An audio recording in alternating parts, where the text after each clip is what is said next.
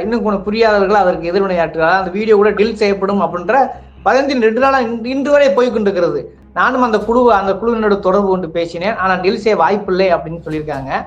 இது டெலிட் செய்யப்படுற அளவுக்கு அந்த ஆண்டபரம்பரைங்கிற மனோபாவம் இருக்கு இல்லையா, அது அந்த அளவுக்கு அழுத்தம் கொடுக்க வாய்ப்பு இருக்கிறதா? அதை எப்படி புரிஞ்சுக்கிறது?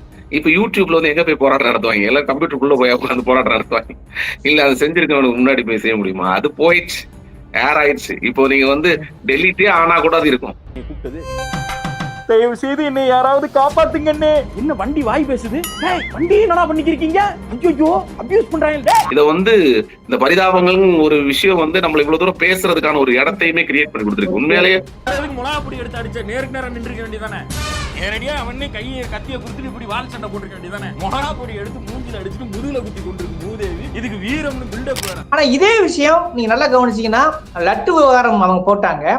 ஆனா அதுக்கு வந்து பிராமணர் சமூகம் இவ்வளவு சிறுபான்மையா இருக்காங்க. என்ன அதிகாரத்தால் அந்த வீடியோ டெலிட் செய்யப்பட்டது? இந்த வீடியோ டெலிட் செய்ய முடியல. ஆண்டபரம்பரை மிரட்டியும் டெலிட் செய்யப்படலை. ஆனா அந்த இது வந்து டெலிட் செய்யப்பட்டுச்சு இல்லையா? இதுக்குள்ள ஊடாடக்கூடிய அரசியல்னா இதுல யார் வந்து ஆதிக்க ஜாதி? இதுதான் இந்த ஆதிக்க சாதின்னு சொல்லிட்டு இருக்கவங்களும் புரிஞ்சுக்க வேண்டியது. உங்களால ஒன்னையுமே புடுங்க முடியாதுன்னு சொல்றது.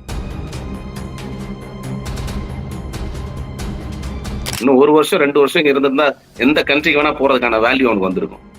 அத்தனை கண்ட்ரி அவனோட குவாலிட்டிக்கு கூப்பிட்டுருக்கும். அங்க போய் இருக்கும்போது எந்த கண்ட்ரி பொண்ணு வேணா அவனை கல்யாணம் பண்ணிக்கிறதுக்கு தயாரா இருந்திருக்கும் இல்லையா? அவ்வளவு குவாலிட்டியான ஒரு பையனை நம்ம இந்த சுத்தி இருக்கிறவன் சொன்னா, அண்ணன் மாமன் மச்சான் சொன்னா, அவனை கல்யாணம் பண்ணா அதாயிடும் இதாயிடும் எதாயிடும். வெள்ளக்காரனுக்கு இல்லாத சிந்தனை உனக்கு வந்துருச்சா?